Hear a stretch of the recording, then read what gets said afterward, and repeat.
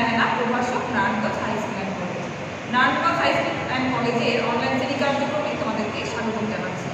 আমরা বরাবরের মতো আজকেও অনলাইন শ্রেণী কার্যক্রমে অংশগ্রহণ করছি এবং একটি ক্লাস আমরা নেব এবং তোমরা আশা করছি উপভোগ করবে। তো তোমরা কি জানো এখন কোন সময় আমরা অবস্থান করছি? আমরা এখন কিন্তু হেমন্তকালে অবস্থান করছি। হেমন্তকালে কি হয় জানো তোমরা? হ্যাঁ, হেমন্তকালে ধান কৃষকের ধান কেটে তাদের বাড়িতে নিয়ে আসে এবং সেই নতুন ধানে তারা পিঠা পায়েসের উৎসব করে, যেটাকে আমরা নবান্ন উৎসব করি। আমরা যারা গ্রামে অবস্থান করি তারা এই নবান্ন উৎসবটা আমরা উপভোগ করে থাকি, কিন্তু যারা শহরে থাকি এই নবান্ন উৎসব আমরা উপভোগ করতে পারি না। কিন্তু যারা গ্রামে থাকি তারা কিন্তু এই নবান্ন উৎসব আমরা উপভোগ করি। এবং এই নবান্ন উৎসবটা হচ্ছে কি, নতুন ধান উঠানোর পর যে পিঠা পায়েস যে করা উৎসব, সেটাই হচ্ছে নবান্ন উৎসব। তো এই হেমন্তকালের পরে আমরা যে কালটা আসবে সেটা হচ্ছে শীতকাল, যেটা নাকি আরও কিছুদিন পরে আমরা সেই শীতকালকে চলে যাব। তো দেখো এই শীতকালে কিন্তু আবহাওয়া একটু শুষ্ক থাকে, যার কারণে রোগ ব্যাধি বেশি হয় এবং বাতাসে সেই রোগ ব্যাধির বায়ুগুলো ছড়াতে থাকে। তো এই সময়টা সবাইকে ভালোভাবে অবস্থান করতে হয়, একটু যত্ন নিতে হয়। ছোট বাড়িতে যারা ছোটরা আছে, বয়স্ক যারা আছে, তাদেরকে সবাইকেই একটু যত্ন করে রাখতে হয়। কারণ দেখা যায় এই শীতকালে হাত পা শুষ্ক হয়ে যায়, মাথার চুলও শুষ্ক হয়ে যায়। তো সেক্ষেত্রে একটু এক্সট্রা কেয়ার নিতে হয়। আর যেহেতু শীত আমাদের দেশে খুব বেশি সময় থাকে না, তারপরেও দেখা যায় মাঝে মাঝে শৈত্যপ্রবাহ হয়। তো সেই সময়টা আমরা অবশ্যই নিজেদের টেক কেয়ার করে রাখবো এবং সবাই ভালোভাবে বাসায় অবস্থান করবো। তো যাই হোক, আমরা ঋতু নিয়ে অনেক পরিচিত হলাম। তো এখন আমরা অনলাইন শ্রেণী কার্যক্রমে চলে আসি। আমরা আজকেও তোমাদের উৎপাদন ব্যবস্থাপনা ও বিপণন বিষয়ে দ্বিতীয় পত্রের উপর একটি আলোচনা করব। আজকে দ্বিতীয় পত্রে যে আলোচনা করবো সেটি হচ্ছে প্রথম পত্রের অধ্যায়ের উপর। সেই প্রথম অধ্যায়ের যে বিষয়টি, সেটির নাম হচ্ছে বিপণন পরিচিতি। আমরা এর আগেও বিপণন সম্পর্কে অনেক আলোচনা করেছি, আজকেও একটি বিপণনের সম্পর্কে আলোচনা করব। আজকে আমরা প্রথমে জানবো যে বিপণনের কার্যাবলী। তো চলো সবাই আমরা দেখি বিপণনের কার্যাবলীগুলো কী কী। আমরা আজকে দেখো বিপণনের কার্যাবলী। এখন বিপণনের কার্যাবলী বলতে মূলত বিপণন করতে গিয়ে যে ধরনের কাজগুলো সংঘটিত হয় সেটা হচ্ছে বিপণনের কার্যাবলী। দ্যাট মিনস বিপণন কাজের সাথে সম্পৃক্ত যে কাজগুলো করতে হয় সেটাই হচ্ছে বিপণনের কার্যাবলী। তো এখানে আমরা ছক আকারে প্রথমে তোমাদের বুঝিয়ে দিব, তারপর আমি সে সম্পর্কে বিস্তারিত আলোচনা করব। প্রথমে দেখো বিপণনের কার্যাবলী আমরা যদি ছকটা আলোচনা করি, প্রথমে হচ্ছে এখানে তিনটা আমরা স্তর দিতে পারি। সেই তিনটা স্তরে হচ্ছে প্রথম স্তরে হচ্ছে বিনিময় কার্যাবলী,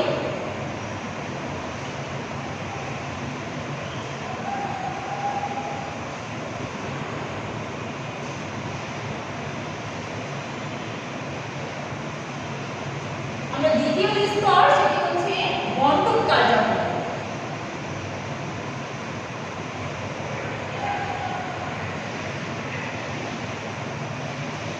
তৃতীয় স্তর সেটি হচ্ছে সহায়ক কার্যাবলী,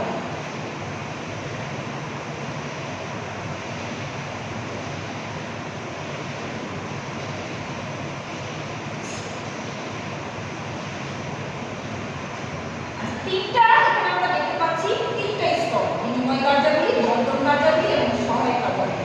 এখন এই বিনিময় ব্যাপারটা হচ্ছে যে পণ্য ক্রয় বিক্রয়ের যে একটা প্রচলন, যে মাধ্যম, সেটা হচ্ছে বিনিময় কার্যাবলী। দ্যাট মিনস ক্রেতা বিক্রেতার সাথে যে একটা সম্পর্ক হবে সেটা হচ্ছে বিনিময়। আর বন্টন হচ্ছে আমি পণ্যটা তৈরি করার পরে যে শ্রেণীবদ্ধকরণ বা পণ্য মূল্য নির্ধারণ, এই যে কাজগুলো করতে হবে সেটা হচ্ছে বন্টন। দ্যাট মিনস পণ্য তৈরির পরে যে পরবর্তী কাজগুলো সেটা হচ্ছে বন্টন। আর সহায়ক কার্যাবলীগুলো হচ্ছে যে পণ্য তৈরি করার পর লাস্ট যে আমার বিষয়গুলো তার সাথে অন্তর্ভুক্ত, সেটি হচ্ছে সহায়ক কার্যাবলী। তো আমরা চলো জেনে নিই এই বিষয়ে বিস্তারিত। প্রথমে আমরা জানবো বিনিময় কার্যাবলীর মাধ্যমগুলো। বিনিময় কার্যাবলী,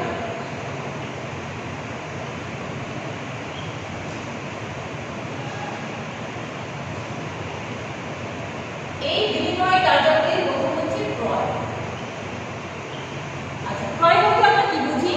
যে পণ্য একটা পণ্য মানে পণ্য গ্রহণ করতে গিয়ে ক্রেতা বিক্রেতার নিকট যে মূল্য প্রদান করে বা নির্দিষ্ট মূল্য প্রদান করে যে পণ্য গ্রহণ করা হয় বা যে পণ্য মূল্য প্রদান করে যে পণ্য নিজের ভোগের উদ্দেশ্যে হোক বা পরবর্তী ক্রয়ের উদ্দেশ্যে হোক পণ্যটা তার থেকে গ্রহণ করা হয় বিক্রেতার নিকট থেকে, সেটাই হচ্ছে ক্রয়। যেমন আমি এই মার্কারটি যদি ক্রয় যদি এখানে বলে থাকি, তাহলে এটা অবশ্যই বিক্রেতার নিকট থেকে ক্রেতা ক্রয় করেছে। তো সেক্ষেত্রে একটা নির্দিষ্ট মূল্য প্রদান করে এটা যে গ্রহণ করেছে সে নিজের ভোগের উদ্দেশ্য হোক বা পরবর্তী ক্রয়ের উদ্দেশ্য হোক, সেটা হচ্ছে ক্রয়। যেমন আমরা আমাদের নিত্য প্রয়োজনীয় চাল, ডাল, মাছ, মাংস আমরা আমাদের সাপ্তাহিক জিনিসের জীবনযাপন করতে গিয়ে আমাদের যে ধরনের পণ্যগুলো দরকার হয় সেগুলো আমরা কী করে থাকি? ক্রয় করে থাকি। অনেক সময় আমরা নিজের ভোগের উদ্দেশ্যে ক্রয় করি, আবার অনেক সময় আমরা ব্যবসায়িক উদ্দেশ্যে পরবর্তী বিক্রয়ের উদ্দেশ্যেও ক্রয় করে থাকি। এই ক্রয়টা দুই রকমের হয়ে থাকে, কখনো আমরা ভোগের উদ্দেশ্যে করি, কখনো আমরা পরবর্তী বিক্রয়ের উদ্দেশ্যে করি। তাহলে আমরা এই ক্রয়টা কেন করি? যে অবশ্যই নিজের ভোগের উদ্দেশ্যে বা পরবর্তী কোনো লাভের প্রত্যাশায় আমরা ক্রয় করে থাকি, সেটা হচ্ছে ক্রয়। এবং এই বিনিময় কার্যাবলীর আরেকটি কাজ হচ্ছে বিক্রয়।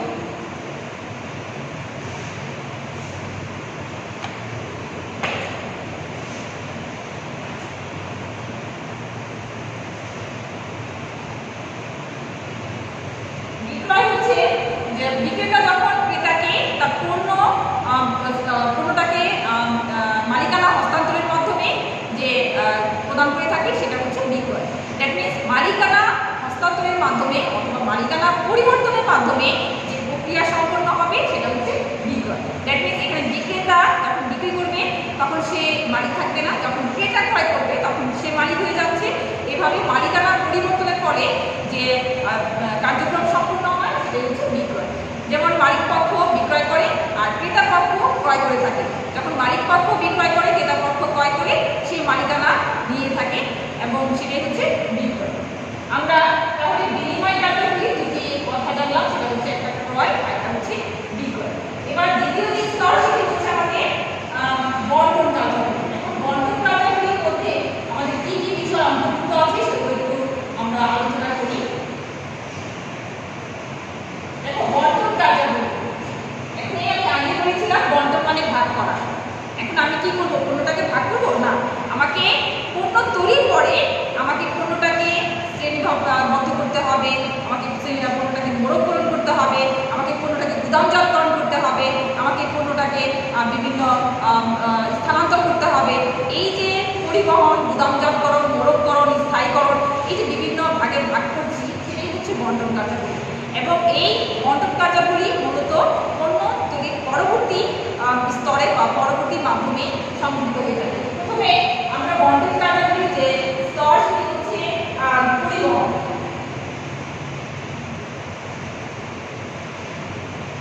পণ্য মূলত যেখানে তৈরি হয় সেখানেই বিক্রয় হয় না, দেখা যায় একটা নির্দিষ্ট জায়গায় পণ্য তৈরি করা হয় এবং বিভিন্ন জায়গায় সেটা বিক্রয় করা হয়। তো এই পণ্যগুলোকে যখন তৈরি হয়ে যায় তখন এই পণ্যগুলো বিক্রয়ের জন্য বিভিন্ন জায়গায় স্থানান্তর করা হয়। আর এই স্থানান্তরের জন্য আমাদের পরিবহন অবশ্যই দরকার লাগে, কারণ এই পরিবহনের মাধ্যমে পণ্য এক জায়গা থেকে অন্য জায়গায় স্থানান্তর করা হয়। সেটা হোক যে কোনো ধরনের পণ্য, সেটা পরিবহনের মাধ্যমে স্থানান্তর করা হয়। ফলে দেখা যায় এই পরিবহনের মাধ্যমে বন্টন কার্যাবলীগুলো সম্পন্ন করা হয়। তো এই পণ্য স্থানান্তরের মাধ্যমে, পরিবহনের মাধ্যমে যখন স্থানান্তর করা হয় তখন দেখা যায় অনেক দূর অঞ্চলের পণ্য আমরা হাতের নাগালে আমরা সহজে পেয়ে থাকি।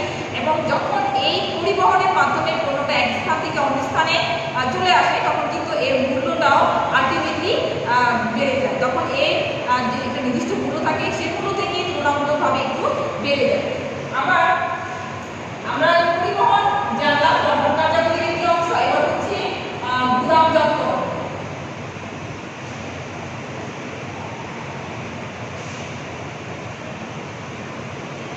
গুদামজাতকরণ আসলে পণ্য তৈরি, এটাও পরবর্তী পদক্ষেপ, কারণ পণ্য তৈরির পর সেই পণ্যটাকে বিভিন্ন ভাগে ভাগ করার জন্য বিভিন্ন একটা নির্দিষ্ট স্থানে রাখতে হয়, সেটাই হচ্ছে গুদামজাতকরণ। আমরা মূলত নিত্য প্রয়োজনীয় দ্রব্যাদি বা যে কোনো ধরনের পণ্যই গুদামজাতকরণ করতে হয় এবং গুদামজাতকরণের মাধ্যমে পরবর্তী বিক্রয়ের উদ্দেশ্যে হোক সেটা রেখে দেওয়া হয় এবং এই গুদামজাতকরণের মাধ্যমে সেটা সম্পূর্ণ করা হয়। দেখা যায় গুদামজাতকরণের মাধ্যমে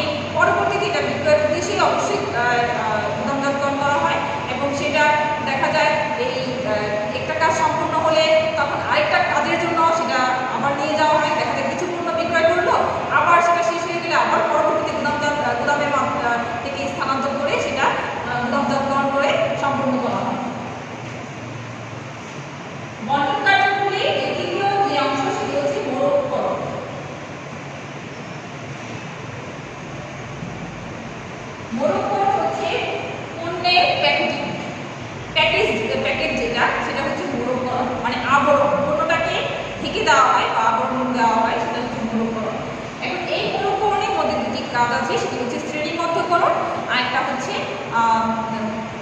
মান নির্ধারণ।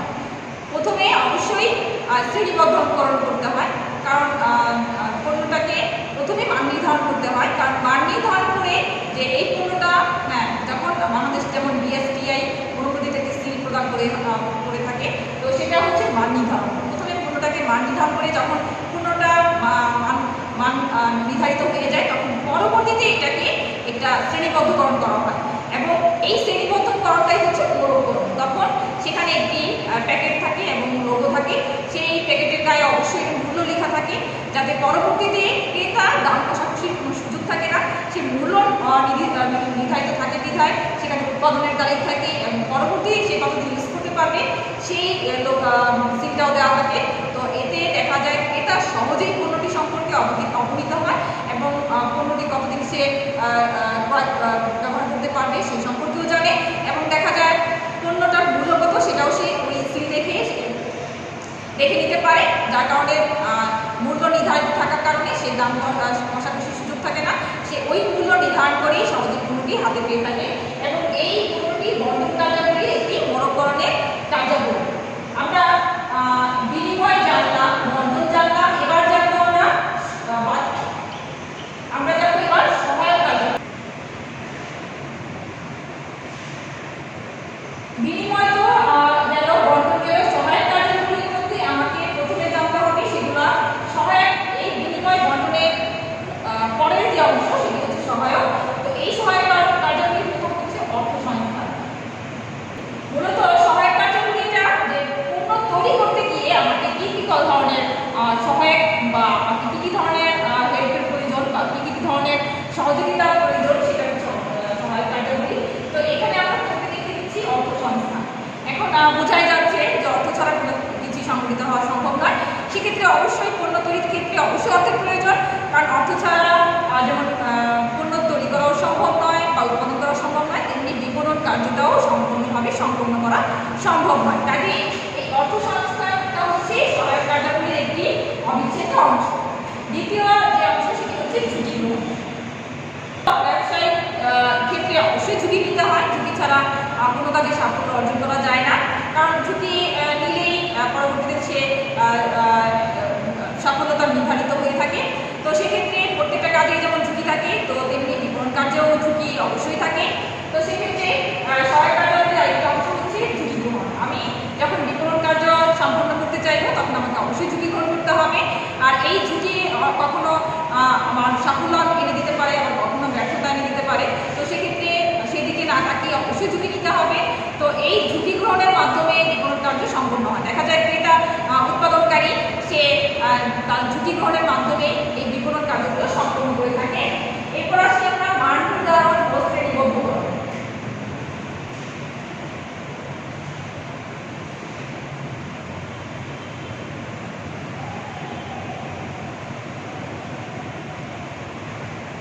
মান নির্ধারণ ও শ্রেণীবদ্ধকরণ এর মাধ্যমে আমি আগে আলোচনা করেছিলাম যে যখন পণ্যটা তৈরি হয়ে যায় তখন অবশ্যই এর মান বিবেচনা করা হয় এবং মান যখন এটা যাচাই বাছাই হয়ে যায় তখন এটা শ্রেণীবদ্ধকরণ করা হয়। দ্যাট মিনস তখন একটা তার মূল্য নির্ধারিত হয় এবং প্যাকেট করা হয়, সেটি হচ্ছে শ্রেণীবদ্ধকরণ। তো প্রথমে মান নির্ধারণ করে পরবর্তীতে শ্রেণীবদ্ধকরণের জন্য এই পণ্যটাকে পাঠানো হয়, সেটি হচ্ছে সহায়ক কার্যাবলীর একটি অংশ।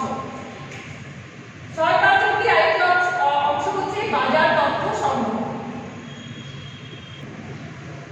বাজার তথ্য সংগ্রহ মূলত বাজার তথ্য সংগ্রহ করতে হয়, কারণ বাজার বর্তমানে ক্রেতাদের বা ক্রেতা কি ধরনের পণ্য চাচ্ছে সেই চাহিদা মাফিকই পণ্য তৈরি করতে হয়। সেক্ষেত্রে অবশ্যই বাজার তথ্য সংগ্রহ করতে হয় এবং সেটা যদি না হয় তাহলে বিপণন কার্য সঠিকভাবে সম্পন্ন হয় না। কারণ দেখা যায় পণ্য উৎপাদিত হবে ঠিকই, কিন্তু সেটা গ্রহণযোগ্যতা পাবে না এবং সর্বজন স্বীকৃতি হবে না। সেই পণ্য অন্য জায়গায় থেকে যাবে কিন্তু ক্রেতাগণ সেটা আকৃষ্ট হবে না। তাই প্রতিনিয়ত বাজার তথ্য সংগ্রহ করতে হয়, কারণ পণ্যের ক্রেতার চাহিদা অনুযায়ী পণ্য তৈরি করতে হয়। সেক্ষেত্রে প্রতিনিয়ত বাজার তথ্য সংগ্রহ করতে হয় এবং এটা হচ্ছে বিপণনের সহায়ক কার্যাবলীর একটি অংশ। পঞ্চমটি অংশ সেটি হচ্ছে বিক্রয়িত সেবা প্রদান। বিক্রয়িত সেবা প্রদান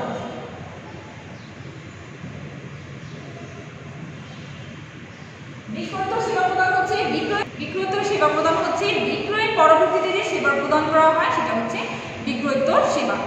বিক্রয়োত্তর সেবা মানে বিক্রয়ের পরে যে সেবা। যেমন আমরা এখন মোবাইল ফোন কিনি, তো দেখা যায় মোবাইল ফোন যদি নষ্ট হয়ে যায়, বা শুধু মোবাইল ফোন কেন, টিভি, তারপর হচ্ছে ফ্রিজ, এসি, এইসব দেখা যায় ওরা ওয়ারেন্টি দিয়ে থাকে। গ্যারান্টি এক জিনিস আর ওয়ারেন্টি হচ্ছে আরেক জিনিস। ওয়ারেন্টিটাই হচ্ছে বিক্রয়োত্তর সেবা প্রদান, মানে বিক্রয়ের পরবর্তীতে সেবা প্রদান দিয়ে থাকে। তো ওরা একটা নির্দিষ্ট মেয়াদে দিয়ে থাকে, যে 5 বছর 2 বছর, যে কোনো কারণে যদি কোনো সমস্যা সৃষ্টি হয় তো সেক্ষেত্রে সমস্যা হয় তার সাথে সাথে আমাদেরকে জানাতে বলে এবং তারা এসে ঠিক করে দিয়ে যায়। এর জন্য কোনো নির্দিষ্ট কোনো পে করতে হয় না। এই যে বিক্রয়ের পরেও তারা যেটা সেবা প্রদান করছে এটাই হচ্ছে বিক্রয়োত্তর সেবা প্রদান। তো এটাও বিপণনের সহায়ক কার্যাবলীর একটি অংশ, কারণ বিপণন যখন কাজটা কমপ্লিট হবে এর পরবর্তীতে যাতে ক্রেতারা বিক্রয়োত্তর সেবা পেয়ে থাকে সেই বিষয় বিবেচনা করতে হবে এবং সেই বিক্রয়োত্তর সেবা প্রদানের মাধ্যমে সহায়ক কার্যাবলী সম্পন্ন করা হয়। তো আমরা বিপণনের কার্যাবলী যে অংশগুলো দেখে নিলাম, সেটা হচ্ছে 3টা কার্যাবলী, সেটা হচ্ছে বিনিময় কার্যাবলী এবং বন্টন কার্যাবলী এবং হচ্ছে সহায়ক কার্যাবলী। এই অংশগুলোর মাধ্যমে আসলে বিপণন কার্যগুলো সম্পন্ন হয়ে থাকে। শিক্ষার্থীরা, আমরা এই পর্যায়ে জানবো বিপণনের গুরুত্ব। যেহেতু আমরা প্রতিনিয়ত বিভিন্ন ধরনের পণ্য ইউজ করি, তো এখানে অবশ্যই বিপণন প্রতিনিয়তই সম্পৃক্ত। তো এই আমাদের জীবনে বিপণন শব্দটি ওতপ্রোতভাবে জড়িত। তো এই বিপণনের গুরুত্ব অবশ্যই রয়েছে। এই গুরুত্ব দিকে যদি আমরা আলোচনা করি সেক্ষেত্রে আমরা কি কি পাই একটু দেখে নাও। প্রথমে আমরা দেখি বিপণনের প্রথম গুরুত্ব হচ্ছে সামাজিক চাহিদা।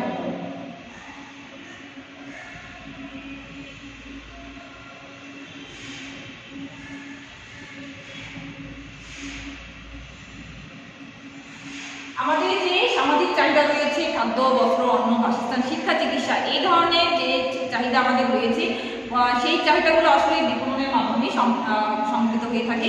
কারণ আমাদের ক্রেতার যে চাহিদা, সেই চাহিদা অনুযায়ী পণ্যগুলো তৈরি হয়ে থাকে। তো সেভাবেই আমাদের সামাজিক যে ধরনের চাহিদা, সেই সকল চাহিদা আসলে বিপণনের মাধ্যমে সংগঠিত হয়ে থাকে। তাই আমি বলতে পারি যে বিপণনের একটি প্রথম এবং অবিচ্ছেদ্য অংশ হচ্ছে সামাজিক চাহিদা পূরণ। দ্বিতীয় যেটি হচ্ছে উৎপাদন বৃদ্ধি।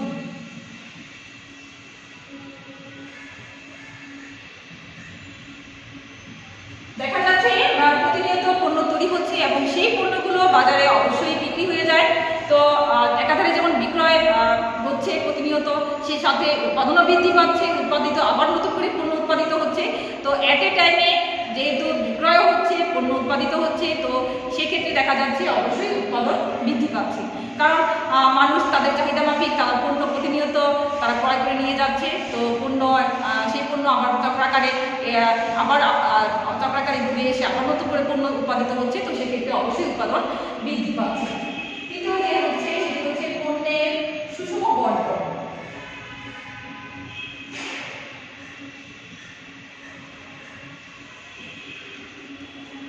চাহিদা এবং যোগান, এই দুটির সাথে যে সম্পর্ক সেটি হচ্ছে সুষম বন্টন। দেখা যায় চাহিদা পূরণ হচ্ছে, আবার পরবর্তীতে আবার উৎপাদিত হচ্ছে। এই যে একটি প্রক্রিয়া সার্কেল যে আবর্তিত হয়ে আসছে, সেটাই হচ্ছে পণ্যের সুষম বন্টন। দ্যাট মিনস চাহিদা এবং যোগানের সমতা বিধানটাই হচ্ছে পণ্যের সুষম বন্টন। তো এই বিপণনের মাধ্যমে অবশ্যই পণ্যের সুষম বন্টনের ব্যবস্থাকরণ হচ্ছে। চতুর্থ যে অংশটি সেটি হচ্ছে মূল্য মানের স্থিতিশীলতা রক্ষা।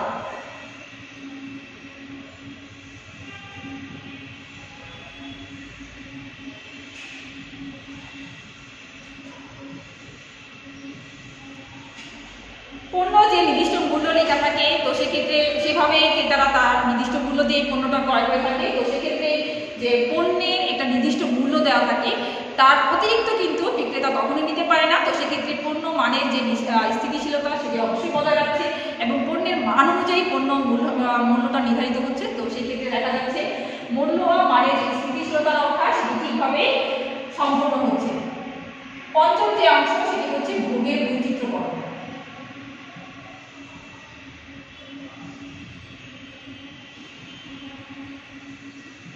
ভোগের বৈচিত্র্যকরণ, কারণ দেখা যায় ক্রেতারা প্রতিনিয়ত তাদের যে চাহিদা তাদের প্রতিনিয়ত পরিবর্তিত হচ্ছে।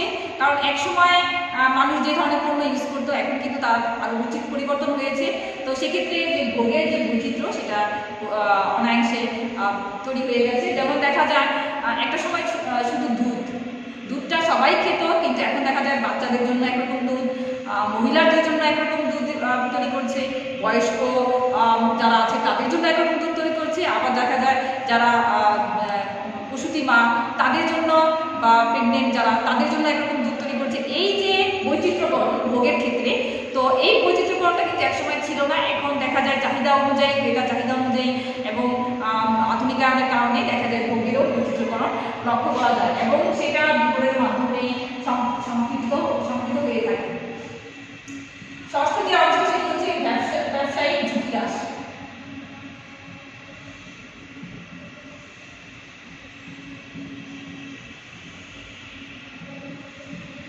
ব্যবসায়ের ক্ষেত্রে প্রতিনিয়ত ঝুঁকি লক্ষ্য করা যায়। তো সেক্ষেত্রে বিপণনের মাধ্যমে অনেক সময় ঝুঁকি কমে যাচ্ছে, কারণ এর কারণ হচ্ছে দেখা যায় কোনো পণ্য উৎপাদন করতে গিয়ে দক্ষ ব্যবস্থাপনার কারণে অনেক সময় পণ্য খারাপ মানের হয় না, তো যার কারণে সেটা সহজেই বাজারজাতকরণ করা যায়, যার কারণে ঝুঁকিটা অনেকাংশ কমে গিয়ে পণ্য সফলভাবে বিপণন কার্য সংগঠিত হচ্ছে, যার কারণে ব্যবসায়িক ঝুঁকিটা কমে যাচ্ছে। সপ্তম যে অংশ সেটি হচ্ছে কর্মসংস্থান।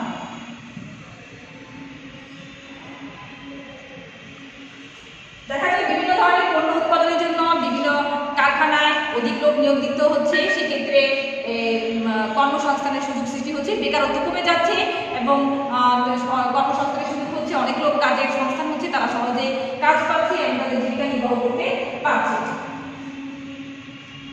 অষ্টম যে অংশ সেটি হচ্ছে শিল্পকলার উন্নয়ন।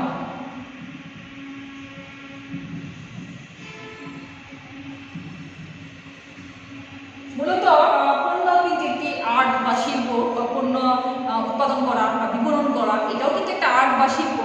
এই যে পণ্য উৎপাদন থেকে শুরু করে চূড়ান্ত ভোক্তার নিকট পৌঁছানো পর্যন্ত যে যাবতীয় কার্যাবলীগুলো সেটা একটা আর্ট বা শিল্প। এই শিল্পকলাটা কিন্তু উন্নয়ন হচ্ছে, কারণ প্রতিনিয়ত এটার সাথে সম্পৃক্ত যারা আছে তারা প্রতিনিয়ত এটা গবেষণা করছে, যার কারণে এটা আগের মতো অবস্থানে নেই, এটা প্রতিনিয়তই উন্নয়ন হচ্ছে এবং সেই উন্নয়নের ধারা অব্যাহত রেখে ভবিষ্যতে আরও উন্নয়ন হবে। সে কারণে বিপণনের আরেকটি অংশ হচ্ছে শিল্পকলার উন্নয়ন সংগঠিত করছে। সম্পর্কের উন্নয়ন। দেখা যায় ক্রেতা বিক্রেতার মধ্যে একটি সুসম্পর্ক বজায় থাকার কারণে তাদের মধ্যে একটি সম্পর্ক সৃষ্টি হচ্ছে এবং সেই সম্পর্কে তারা ভালো অবস্থান করছে এবং সেই যে ক্রেতা তারা কোনো পণ্য আকৃষ্ট হয়ে যখন কেনে এবং সেটা ভালো মানের হলে তারা ভবিষ্যতে আরও ক্রয় করতে চায়, তো সেক্ষেত্রে সম্পর্কের উন্নয়নও সংঘটিত হচ্ছে। প্রাকৃতিক সম্পদের সদ্ব্যবহার।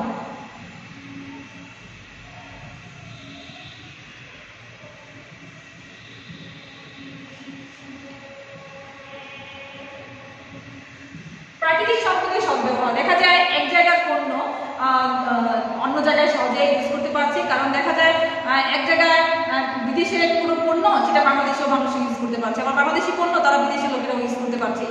সেক্ষেত্রে যে প্রাকৃতিক সম্পদের যে সদ্ব্যবহার সেটা সংঘটিত হচ্ছে, কারণ সব জায়গায় সব পণ্য উৎপাদন করা সম্ভব হয় না। তো সেক্ষেত্রে দেখা যায় এক জায়গার পণ্য অন্য জায়গায় যে ব্যবহারের মাধ্যমে এটা প্রাকৃতিক সম্পদের সদ্ব্যবহার করছে।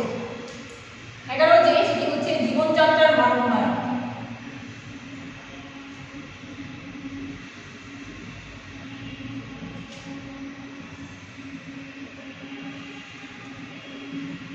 জীবনযাত্রার মান উন্নয়ন হচ্ছে দেখা যায় মানুষ এখন শৌখিনতার কারণে অনেক সময় দামি গাড়ি, দামি মোবাইল ফোন, দামি বাড়ি বা লাক্সারিয়াস গাড়ি ব্যবহার করছে। এই যে জীবনযাত্রার মান উন্নয়ন প্রতিনিয়ত এখন লক্ষ্য করা যাচ্ছে, তো এটা অবশ্যই বিপণনের মাধ্যমে সংঘটিত হয়েছে।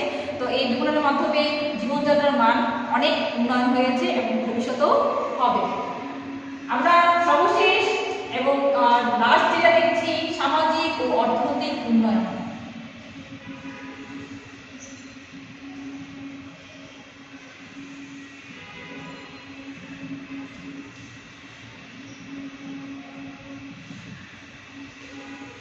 বিপণনের আরেকটি গুরুত্বপূর্ণ অংশ হচ্ছে সামাজিক অর্থনৈতিক উন্নয়ন, কারণ একটা টাইমে এটা সমাজের যেমন অর্থনৈতিকভাবেও দেশকে সচল রাখছে, তো সামাজিক ক্ষেত্রে মর্যাদা বৃদ্ধি পাচ্ছে, সাথে সাথে পাশাপাশি অর্থনৈতিক অর্থনৈতিক উন্নয়ন সম্মিলিত হচ্ছে। তো দেখো আমরা জেনে নিলাম বিপণনের গুরুত্বগুলো, তোমরা দেখে নাও। তো এগুলো হচ্ছে বিপণনের গুরুত্ব। বিপণনের গুরুত্ব আসলে অনেক, এটা বলে শেষ করা যায় না, কারণ প্রত্যেকটা কাজের সাথেই বিপণন সম্পৃক্ত। তো তারপরেও যেহেতু অনেক, তার থেকে আমি কিছু অংশ তোমাদের তুলে দিয়ে বোঝানোর চেষ্টা করলাম।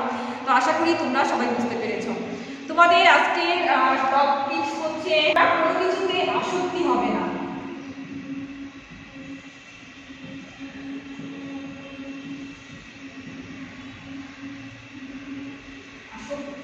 হবে না, তোমরা কোনো কিছুতে আসক্ত হবে না, কারণ দেখা যায় এই আসক্ত জিনিসটা কিন্তু আমাদের বর্তমান যুব সমাজকে অনেক ধ্বংস করে দিচ্ছে। আমি যেটাকে তোমাদের মিল করতে চাই সেটা হচ্ছে মাদকাসক্ত। কারণ এই মাদকাসক্ত কিন্তু আমাদের জীবনকে পুরোপুরি শেষ করে দিচ্ছে। যেই পরিবারে একজন মাদকাসক্ত রয়েছে সেই পরিবার পুরোটাই ধ্বংসের করতে তার বাকি কোনো কিছুই বাকি থাকবে না। মানে হচ্ছে একজন মাদকাসক্ত একটি পুরো পরিবারকে ধ্বংস করতে পারে। কারণ যখন সে মাদকাসক্ত হয়ে যাবে তখন কিন্তু তার কোনো সেন্স থাকবে না, তার কোনো কিছু ব্যালেন্স থাকবে না, সে তখন যে কোনো অপরাধ সহজেই করতে পারবে। আমি যেহেতু তোমরা এখন বর্তমান যুব সমাজ, তোমরা অবশ্যই এই মাদকাসক্ত হবে না।